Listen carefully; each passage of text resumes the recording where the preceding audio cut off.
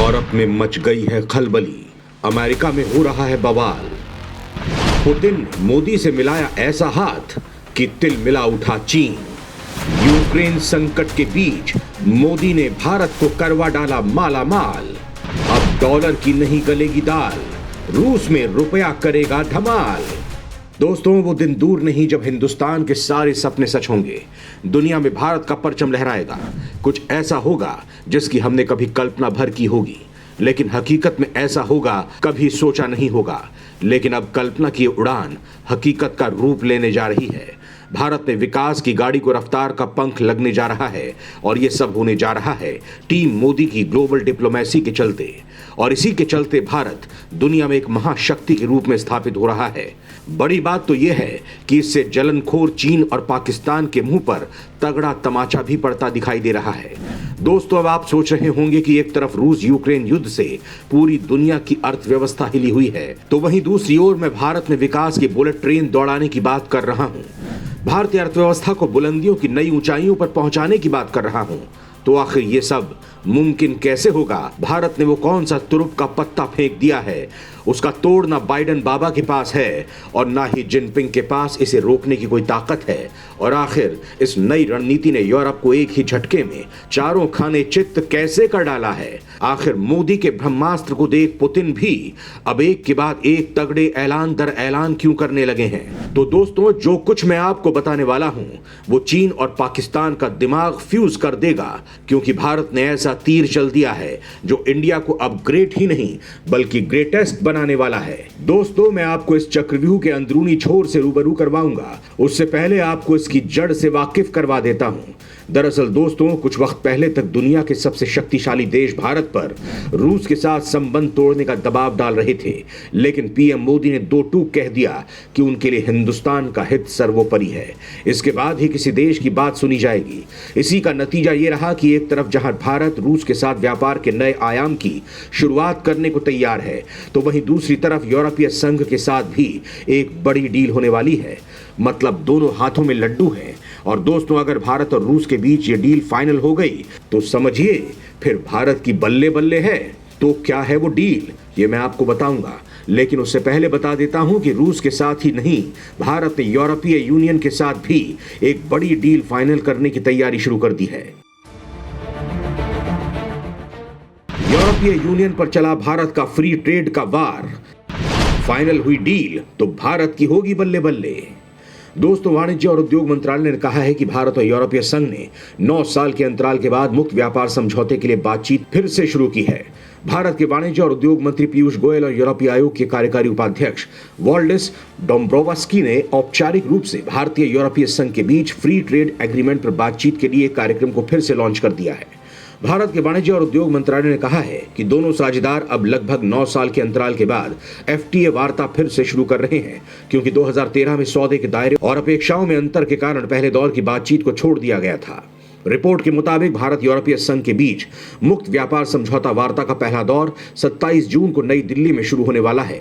अगर भारत यूरोपीय संघ के साथ फ्री ट्रेड एग्रीमेंट पर समझौता करने में कामयाब हो जाता है तो यह भारत के लिए सबसे महत्वपूर्ण फ्री ट्रेड एग्रीमेंट में से एक होगा, क्योंकि ईयू अमेरिका के बाद भारत का दूसरा सबसे बड़ा व्यापारिक भागीदार है। दोस्तों, भारत और यूरोपीय संघ के व्यापारिक व्यापार ने साल दर साल 43.5% की वृद्धि के साथ 2021-22 में 116.36 अरब डॉलर का सर्वकालिक हाई वैल्यू दर्ज किया है।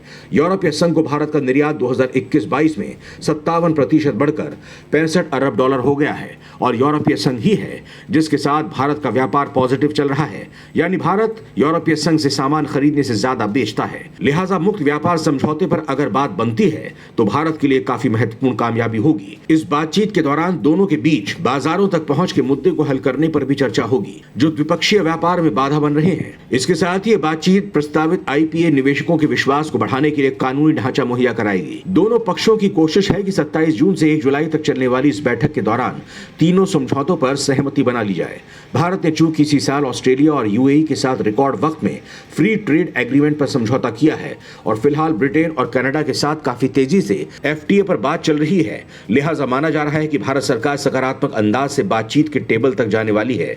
वैसे दोस्तों, पिछले साल 8 मई को पोर्टो में भारत और यूरोपीय यूनियन के बीच फ्री ट्रेड एग्रीमेंट पर बातचीत को दोबारा शुरू करने की प्लानिंग हुई थी और इसके बाद इसी साल अप्रैल में यूरोपीय आयोग की अध्यक्ष उर्सुला वॉन डेर लेयन ने नई दिल्ली की यात्रा की थी और इस दौरान उनकी भारतीय प्रधानमंत्री मोदी से भी मुलाकात हुई थी और उसके बाद से ही संभावनाएं बन रही थी कि भारत और ईयू के बीच फ्री ट्रेड एग्रीमेंट पर फिर से बातचीत शुरू हो सकती है।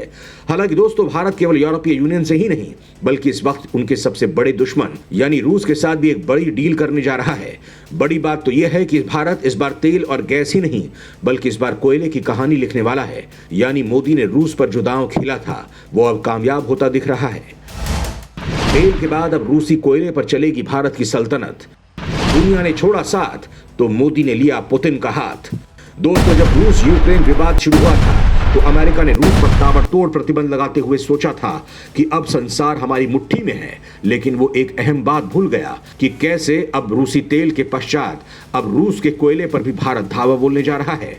अपने इस कदम से भारत को भविष्य में बम्पर लाभ मिलने वाला है। आपदा में भारत जिस तरह अपने लिए रूस से अवसर निकाल रहा है उससे दुनिया के बाकी देश हैरान हैं। रूस के कोयले को अब भारत के एक्सपोर्ट कराने की तैयारी जोर शोर से हो रही है क्योंकि इसके खरीदार पिछले कुछ महीनों में काफी तेजी से बढ़े हैं। इस वक्त यूरोपीय देश ऑस्ट्रेलिया और दक्षिण अफ्रीका जैसे विकल्पों की ओर देख रहे हैं तो वहीं रूस ने भारत को अपनी सेल्स बढ़ा दी है। मतलब साफ है कि जो रूस का कोयला पहले मूल रूप से यूरोप, जापान, दक्षिण कोरिया जैसे बड़े क्षेत्रों में जाता था, अब वो एक मुश्त रूप से अमेरिका की कृपा से भारत को पहुंचेगा। दोस्तों, अब आप समझ गए होंगे कि मोदी सरकार भारत को लाभ दिलाने के लिए कौन कौन सी डील फाइनल कर रही है। लेकिन अब जिस डील के बारे में मैं आपको बताऊंगा उससे आपके चेहरे खिल जाएंगे। भारत रूस मिलकर तोड़ेंगे डॉलर की कमर। अब रूस में भारत का रुपया बनेगा बादशाह। दोस्तों, यूक्रेन पर हमले को लेकर कई देशों ने रूस पर आर्थिक प्रतिबंध लगाए हैं, लेकिन भारत रूस के साथ व्यापार को और बढ़ाने की योजना बना रहा है। इसके लिए भारत ने रूस के सामने रुपए में व्यापार करने का प्रस्ताव रखा है।